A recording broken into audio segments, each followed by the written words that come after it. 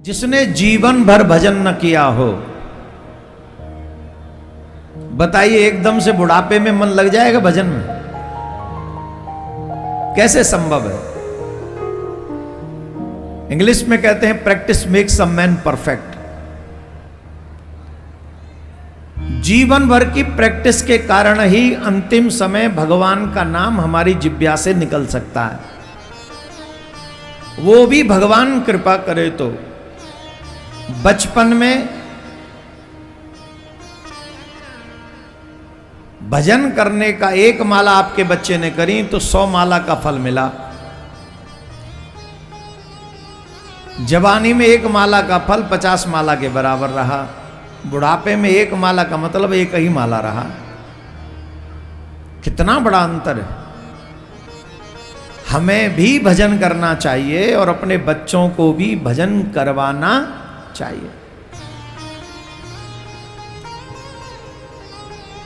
पृथ्वी को संभालने के लिए, क्योंकि हिरण्यकश्यप का भाई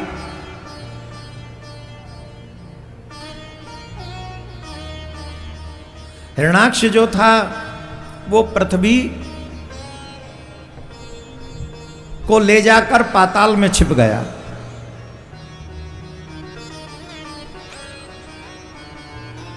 तो महाराज मनु रानी शत्रुपा ने कहा कि हम सृष्टि की रचना करें भी तो वो रहेंगे कहां, आधार क्या है?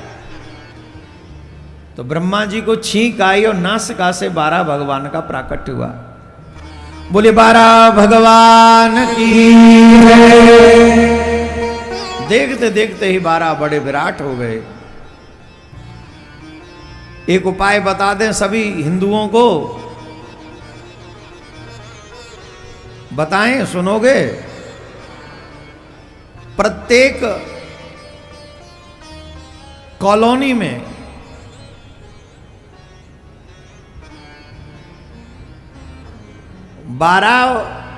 अर्थात 12 समझ गया?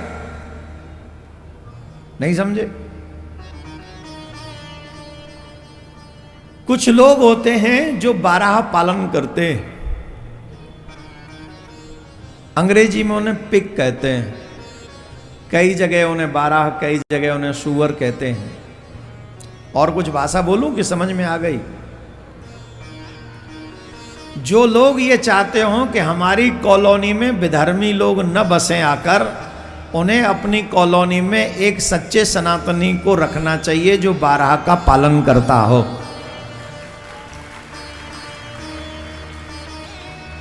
जिस कॉलोनी में 12 होगा वहां विधर्मी नहीं होंगे। Save your society, serve your 12 भगवान। राधे राधे बोलना पड़ेगा,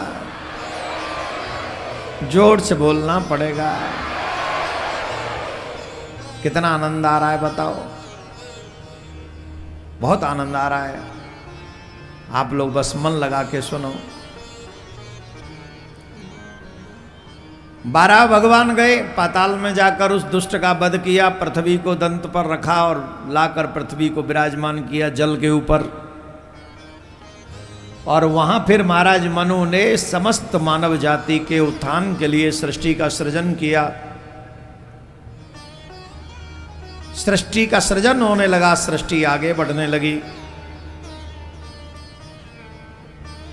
महाराज मनु के 3 पुत्री 2 पुत्र हुए। हर सनातनी के घर में बच्चे 5 ही अच्छे।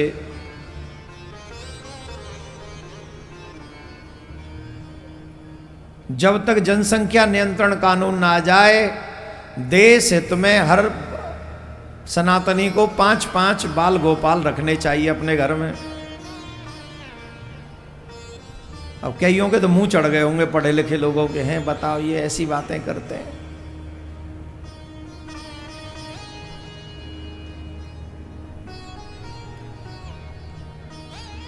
राम जी कितने भाई थे? सगर के कितने पुत्र थे? जोर से बोलो। सगर के कितने पुत्र थे? 60,000। कितने? तुम्हारे कितने?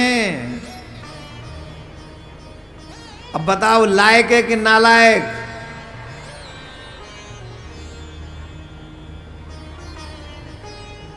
कल कथा सुनी थी ना नालायक की। बताओ लायक चाहते हो कि नालायक?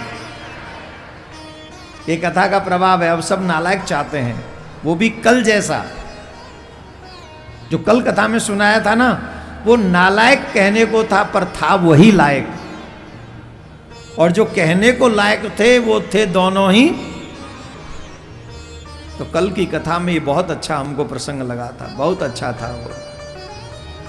तो महाराज मनु के 2 पुत्र थे, 3 पुत्रियां थी। देवहूति का विवाह करदम मुनि के साथ में हुआ था, जहां पर 9 कन्याएं हुई थी महाराज, और 10वीं संतान के रूप में साक्षात कपिलदेव भगवान का प्राकट्य हुआ था। कपिलदेव भगवान ने जब मां ने पूछा था तो उपदेश दिया था अपनी मां को, हे मां आप एक बात समझो, ये संसार जो सरकता रहता है, संसार ही नाम इसे इसका है क्योंकि ये सरकता रहता है, तो इसको आप ऐसे समझो, इसमें कोई सुखी रह नहीं सकता। सारा सुख और दुख नचिकेता का नाम सुना है? सुना? एक बार नचिकेता की बात हम सुनाते हैं, बहुत अच्छी बात है इसलिए सुनाना चाहते भी हैं, और ये बात सुननी भी चाहिए। आज हमारे घरों में ऐसे तेजस्वी बालकों की कमी आ गई। झूठ बोले, कपट करे, जुआ खेले, शराब पिए, मांस खाए, उल्टा सीधा करे, लंबी लंबी गाड़ियों में घूमे, चाहे वो कैसा भी क्यों ना हो, वही बेटा लायक समझा गया आजकल। ये बहुत गलत है, बहुत गलत है। कठोपनिषद में एक बहुत श्रेष्ठ कथा आती है, महाभारत में भी है, यत्र तत्र और भी कई जगह मिलती है, लेकिन मुख्यतः कठोपनिषद की यह प्रमुख कथा है।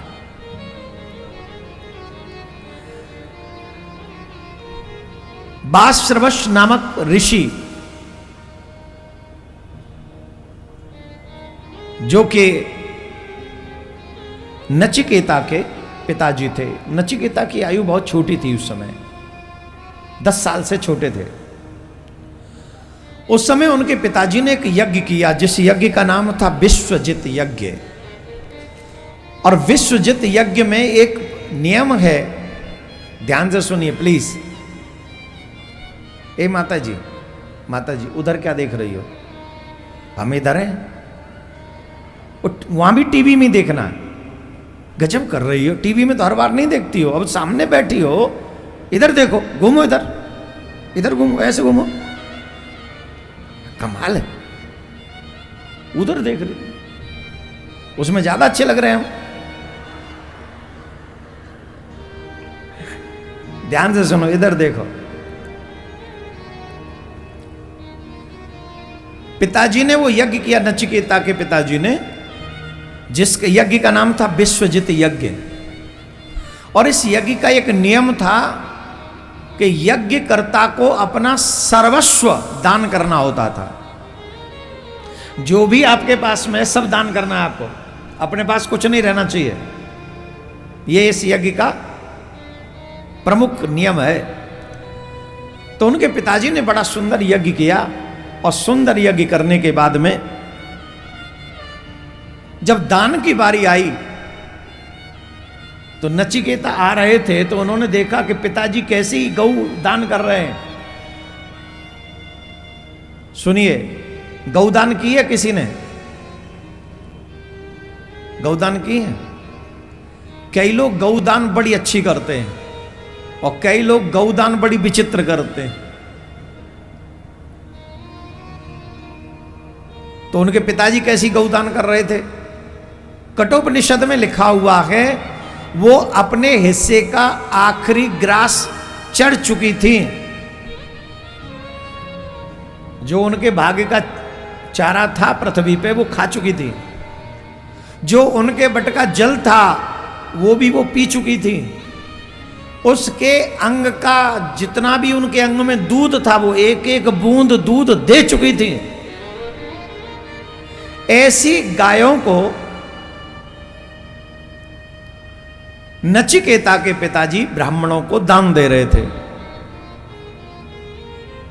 अब ये क्यों दे रहे थे, कैसे दे रहे थे, ये विषय तो बहुत बड़ा है, इस पे चर्चा करेंगे तो कथा हमारी रह जाएगी। नचिकेता ने कहा कि पिताजी, आपने जो विश्वजित यज्ञ किया है उसका सर्वस्व, सबसे प्रथम जो नियम है वो ये है कि जो भी हमारे पास है वो सर्वस्व दान करना चाहिए।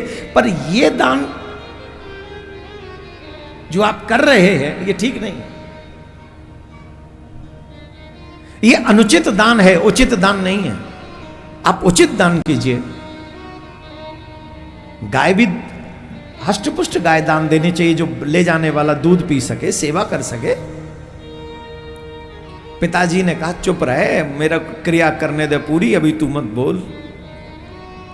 देखिए, कई लोग दान करते हैं बड़े आनंद के साथ, और कई लोग दान करते हैं दुखी होके, और कई लोग दान करते हैं चलो हमारे काम नहीं आ रही है तो इसे दे देते हैं,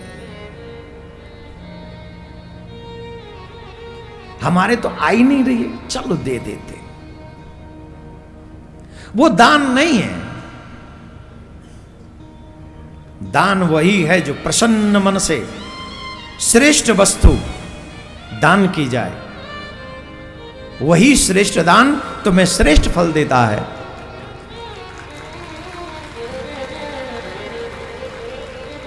ये धीरे धीरे बजाओ, कुछ नहीं होना, जोर से ताली बजाओ तो कबात बने। राधे राधे बोलना पड़ेगा। अब इतने धीरे बोलोगे तो मैं भी इतने धीरे कथा कहूंगा फिर। चलो बेटा, मैं भी ऐसे बोल देता हूं, मुझे तो मेहनत कम पड़ेगी।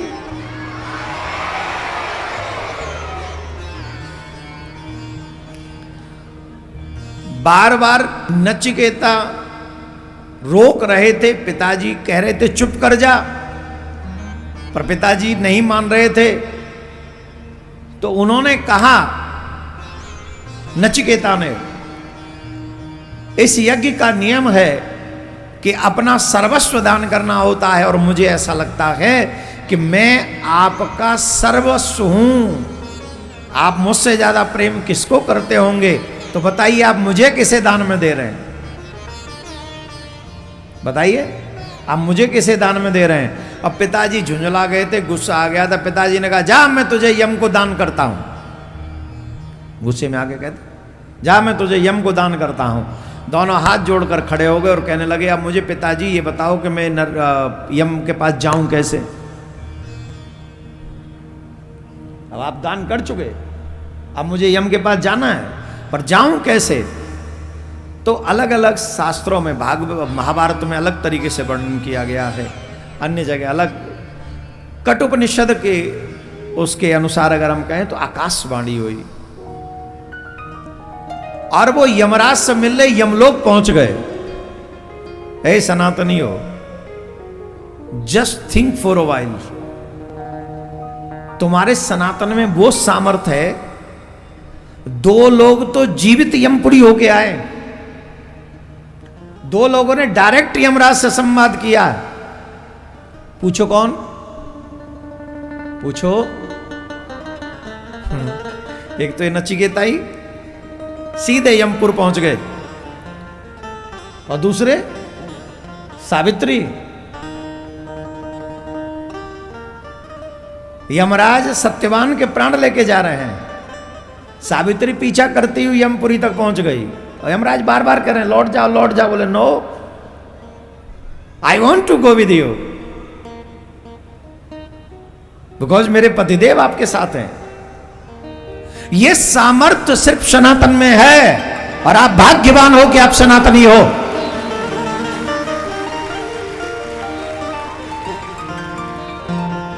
हम भाग्यवान हैं कि हम सनातनी हैं। हमें धर्म अपनाना नहीं पड़ा है, हम ऑलरेडी धर्मात्मा पैदा हुए हैं।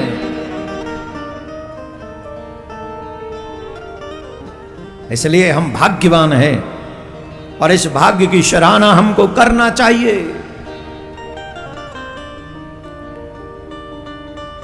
जिस समय नचिकेता यमपुरी पहुंचे। उस समय यमराज यमपुरी में नहीं थे।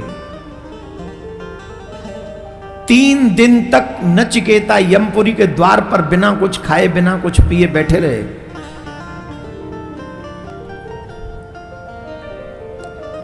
तीन दिन बाद जब यमराज आए, उनका संवाद हुआ।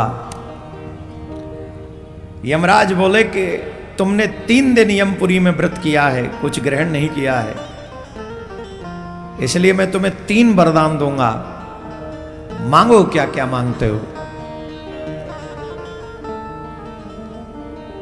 2 वरदान बताऊंगा मैं आपको, बस समय का अभाव है, नहीं तो कथा विस्तार हो जाएगी। उस तीसरे प्रश्न पे बात करेंगे तो बहुत बड़ा हो जाएगा।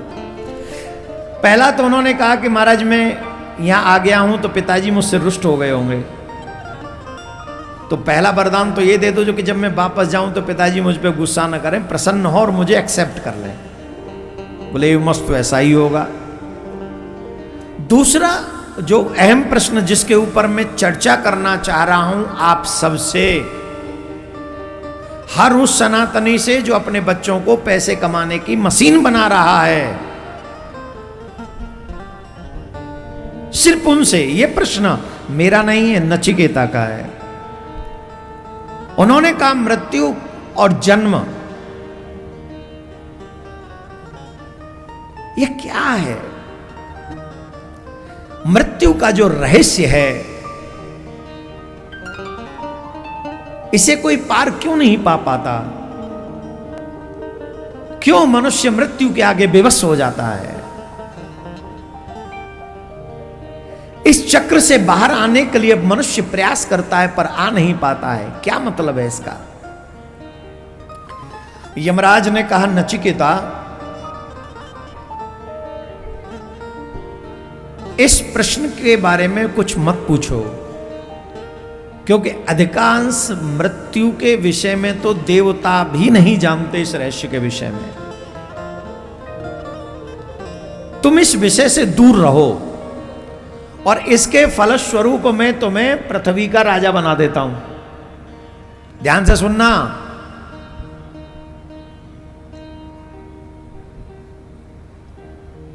पैसे की होड़ में, पैसे की दौड़ में, अंधी रेस में शामिल होने से पहले ये नचिकेता का प्रसंग याद करो।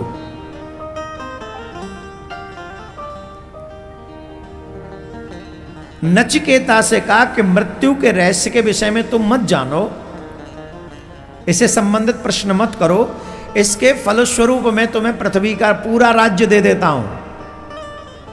बोले नहीं नहीं नहीं, मुझे जानना है। यमराज बोले तुम इस विषय को छोड़ दो, मैं तुम्हें स्वर्ग का राज्य दे देता हूं।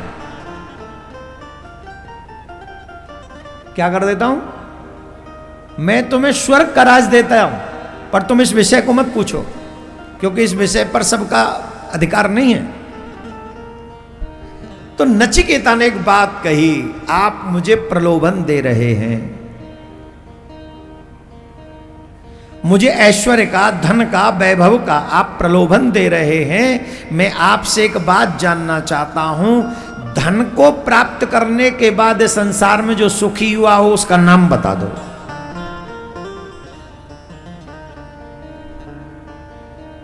आपके बक्सर में कोई व्यक्ति ऐसा है जो धनवान हो गया और सुखी हो? जवाब दो। अरे बता दो ना, बताओ। बिहार में कोई हो? अच्छा, धनवानों की कमी है क्या? एक से एक धनवान है, कोई कमी नहीं। पर सच बताओ, सुखी हैं क्या? बिहार छोड़ दो, पूरे देश की बात करते हैं, पूरे देश की। जिनकी छत पे ही प्लेन लैंड कर रहे हैं, सुखी हैं क्या? जवाब दो। बोलोगे नहीं? नहीं बोलोगे? सुखी हैं? कितने ऐसे साधु मिल जाएंगे जिनके तन पर लंगोटी भी नहीं है और उनसे ज्यादा सुखी नहीं है?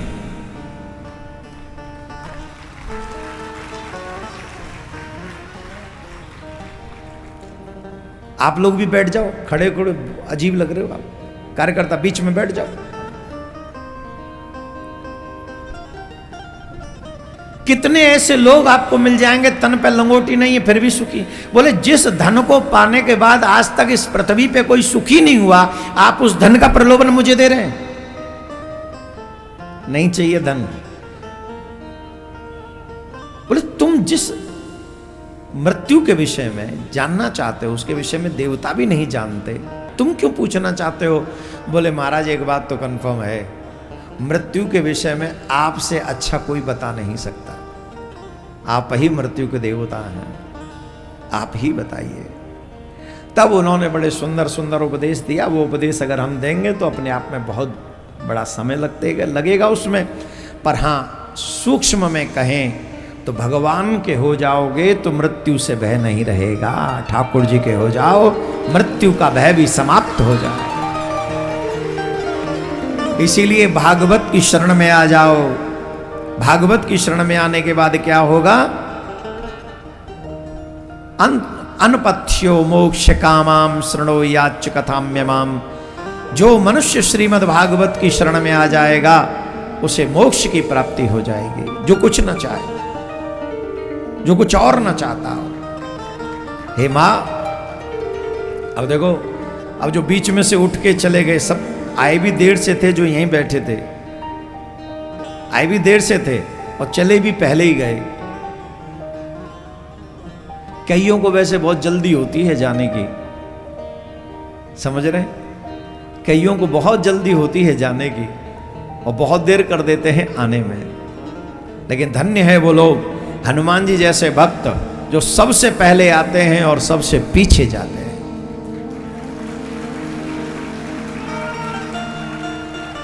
और जोर से बोलना पड़ेगा, और जोर से बोलना पड़ेगा।